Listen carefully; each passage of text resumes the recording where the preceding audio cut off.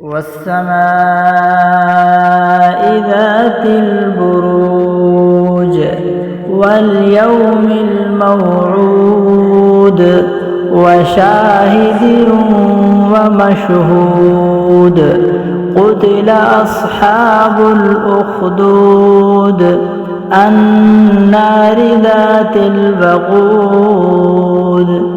إذ هم عليها قعود وهم على ما يفعلون بالمؤمنين شهود وما نقموا منهم إلا أن يؤمنوا بالله العزيز الحميد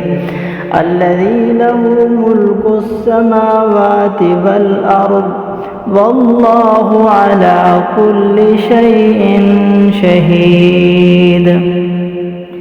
إن الذين فتنوا المؤمنين والمؤمنات ثم لم يتوبوا فلهم عذاب جهنم ولهم عذاب الحريق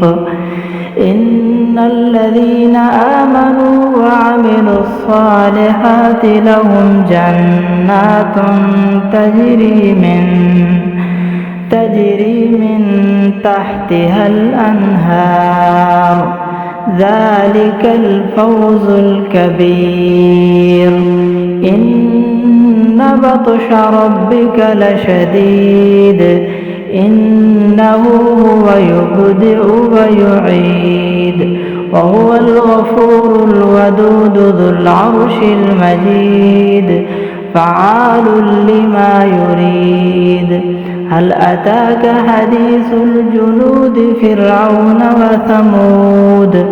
بل الذين كفروا في تكذيب والله من ورائهم محيط بل هو قرآن مجيد